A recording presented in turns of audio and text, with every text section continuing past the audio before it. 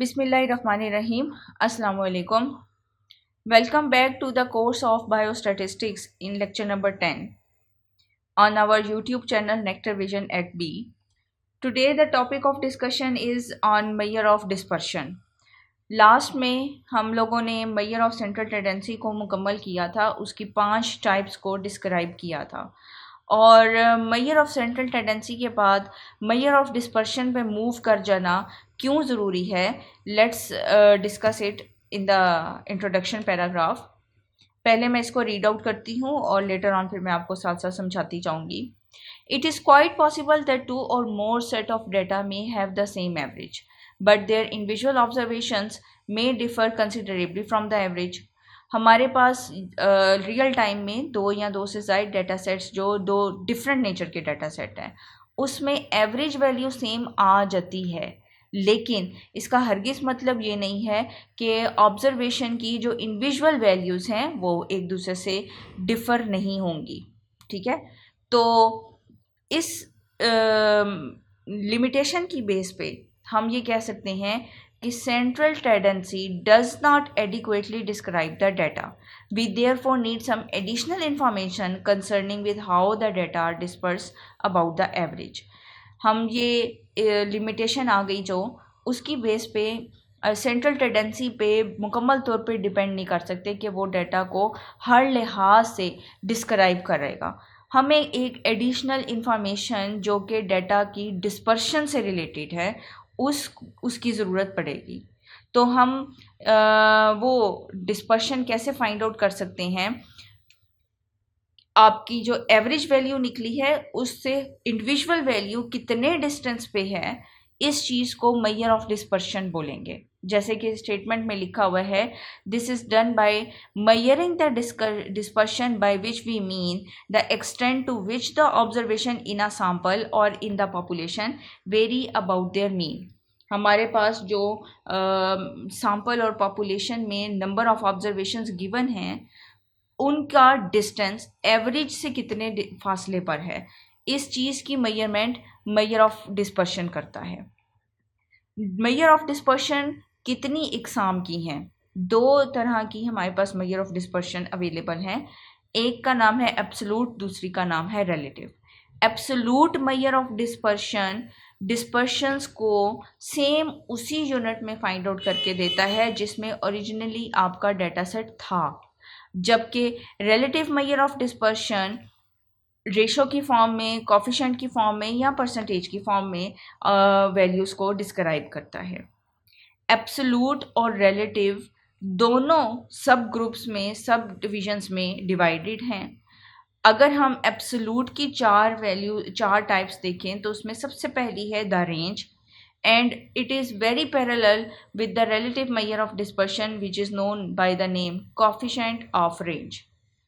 अगर हम एब्सोलूट की सेकंड टाइप देखें तो ये है सेमी इंटर क्वार्टाइल रेंज, जबकि रिलेटिव की सेकंड जो टाइप है वो है coefficient of quartile deviation. Absolute की जो थर्ड टाइप है that is the mean deviation, जबकि रिलेटिव की जो थर्ड टाइप है that is coefficient of mean deviation. और एब्सोलूट की जो फोर्थ टाइप है that is the variance and standard deviation, जबकि रिलेटिव की फोर्थ टाइप है कोफिशिएंट ऑफ वेरिएशन. अगर हमने रेंज को न्यूमेरिकली फाइंड आउट करना है और हमारे पास जो डाटा अवेलेबल है वो ग्रुप्स की फॉर्म में है, तो हम क्लास लिमिट से सबसे पहले एक थर्ड कॉलम जनरेट कर लेंगे जिसको क्लास मार्क का नाम देंगे. और class mark actually mid points हैं, and how we can get these mid points if we solve the lower limit plus upper limit divided by 2, यानी हम हर लिमिट की एवरेजेस निकाल लें तो ये मिड पॉइंट्स हैं या क्लास मार्क है. तो 30 प्लस 32.9 डिवाइडेड बाय 2 करेंगे तो 31.45. इसी तरह से 33.0 plus 35.9 that is equal divided by 2 that is equal to 34.45 and so on. अगर आपने रेंज का फार्मूला अप्लाई किया तो फिर आपने एक्चुअली ये देखना है कि इसमें मैक्सिमम वैल्यू क्या होगी और मिनिमम वैल्यू क्या होगी। Range is equal to maximum minus minimum, और आपका जो सेट ऑफ ऑब्जर्वेशंस था उसमें जो लास्ट नंबर मिड पॉइंट का निकलेगा वो एक्चुअली मैक्सिमम वैल्यू है, and that is in our data set 43.45, जबकि मिनिमम वैल्यू है 31.45। और जब आप इसको माइनस करेंगे यू विल गेट 12, ठीक है, जो एब्सोल्यूट मेजर ऑफ डिस्पर्शन है। अगर आपने coefficient of range find out करना है, यानी इसकी रिलेटिव मेजर फाइंड आउट करनी है, तो आप फार्मूला अप्लाई करेंगे maximum value minus minimum divided by X M plus X not.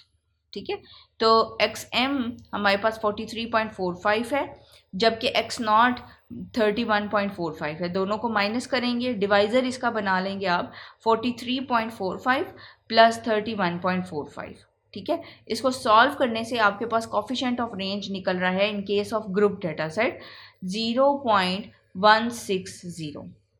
अगर आपका डेटा सेट जो है वो अनग्रुप की फॉर्म में है तो x की इंडिविजुअल ऑब्जर्वेशंस आएंगी, और x की इंडिविजुअल ऑब्जर्वेशन में आपने हाईएस्ट वैल्यू निकाल लेनी है जो कि xm के तौर पे होगी। हमारे केस में ये xm जो है वो 70 आ रहा है, जबकि x not is the minimum observation, तो हमारे पास जो मिनिमम ऑब्जर्वेशन है वो है 34। तो 70 minus 34 that is equal to 36. If we want to find the coefficient of range, what we have to do, we should apply the formula that is equal to xm minus x naught divided by xm plus x naught. तो after putting the values आप coefficient of range find out कर लेंगे 0.3461. Students, hope you understand this is very easy first measure of dispersion. Later in our upcoming lectures हम इसकी बाकी types भी study करेंगे with the help of numerical. तो I really hope कि आपने चैनल सब्सक्राइब कर लिया है, और अगर आप चैनल पर नए हैं तो प्लीज़ हमारा चैनल सब्सक्राइब करें and do give us the feedback as well. If you have any sort of query, किसी भी तरह का क्वेश्चन है रिगार्डिंग द लेक्चर, तो आप कमेंट बॉक्स में अपना क्वेश्चन लिखें, हम उसको जवाब देंगे। थैंक यू स्टूडेंट्स, अल्लाह हाफिज़।